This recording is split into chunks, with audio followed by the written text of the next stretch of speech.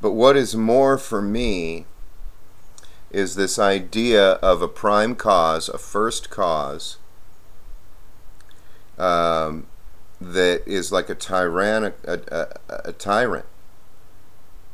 and this idea of what we think made us who we are, whether it be these outside forces or ourselves, our own individual selves. Whatever it is, it becomes a tyrant as the prime cause, the first prime cause of who we are. And then we evaluate everything based on that experience we've had, and we start judging things based on that.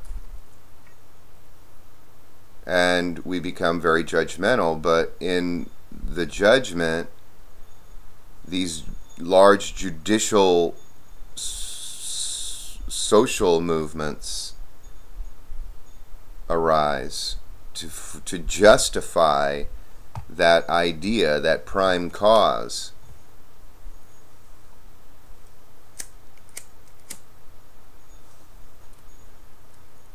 But then that prime cause becomes the very limitation to the next growth into the new, because we're continually growing, and if we're not growing, we're dead.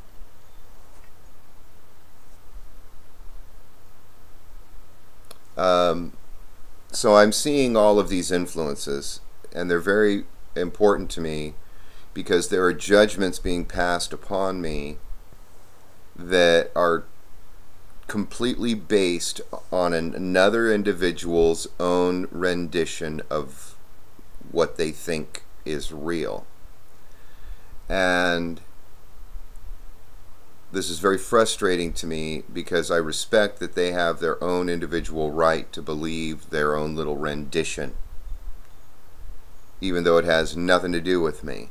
But then they try to pull me in to and use manipulative behavior to antagonize. This is the stick mentality, so that they will get to eat the carrot, which is getting another person to behave as they want them to behave, and then say, ha, see, I was right all along.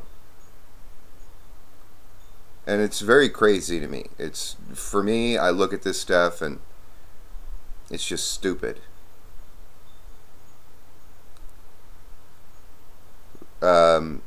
I saw an infomercial on TV. It's called Insanity.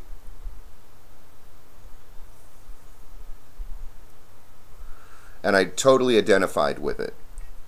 They do this high aerobic exercise for 3 minutes, then they rest for 30 seconds, then 3 minutes high aerobic exercise, and then rest for 30 seconds. And when I started doing my physical therapy, the first thing I had to face was my pain. Tremendous pain. And being that I was injured, I'm permanently disabled, I realized that my fear was one of my greatest blockages.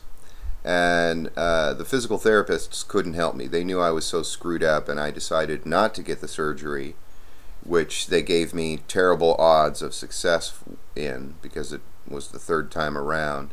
And the odds just get worse and worse and worse the more times you go in and try and fix a problem. But eventually I realized, you know, I wanted to live. It just got so bad, something arose inside of me and said, I want to live. And I had been well trained by these physical therapists, so I knew what I needed to do. I just had to figure out a way to continue to do it every day and try to build and do more. And I discovered that there was healthy pain and toxic pain.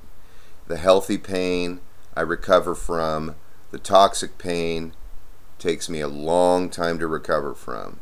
So this has been a long process that I've been trying to unfold. But one of my main inspirations was my love for my children. However, I had confronted, and you know, I could have left at any time, but I stuck around, and I ended up confronting certain aspects of reality, because this is what happens in all relationships. You stick around, you'll be confronted with some incredible realization, and do you got what it takes? You know, I remember when I was paralyzed, I was laying in bed, excruciating pain, and my mother came to the door, and with a disgusted voice and look on her face, she said, "Well, I'm not paying for the ambulance. Do you still want me to call?" And I felt such shame that, you know, 'cause this is an effective relationship with my mother. It's effective. It's effective. She used the emotional stuff to get a response, and I responded. Don't cause your mother to feel ashamed in you. And I said, never mind, because I was so embarrassed. I was in so much pain. I was so frightened, and I couldn't feel my legs. And she was in whatever space she was in. I know that it was too much for her to believe. It was too much for her to register in the moment. And that was just a deep-seated response that arose at the moment. But, and there was all kinds of history, too, that's involved in there. But something came up inside of me, and I had the courage to pull my legs up to my chest, and I got feeling back in my legs. So I ended up having a free-floating fragment in my spinal canal, and when I pulled my legs up, I moved that fragment so that I got sensation back in my legs. It didn't resolve the pain. In fact, the pain was even worse with the shooting stuff. But anyway, in that challenge, something arose in me. And being confronted with this pain in my physical therapy years later, the third time around, needing the third surgery, with all this experience, I realized do I have what it takes inside of me to stand up again? The doctor said, I don't think you, I have never, this is the doctor's quote, "I have never seen somebody with your kind of spinal trauma walk into my office." This was after the surgery. He said this.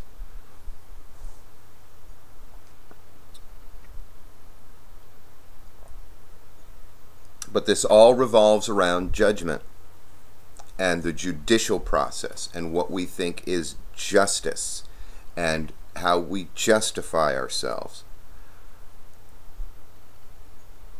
And it's been my experience that oftentimes we neglect aspects of ourselves, and then something arises that says at a certain point, this will no longer be neglected, and it will be addressed and developed. And it can be painful, but there's no turning back. So I've come to a point where I realize that I've resolved a lot of my problems, and I never really had any of the problems my society had. And in fact, my difficulty was trying to adjust to all these very disturbed individuals trying to get on with their lives with great compassion, because I was just a naturally compassionate, caring man. But innocent, you know, the kind of puppy love.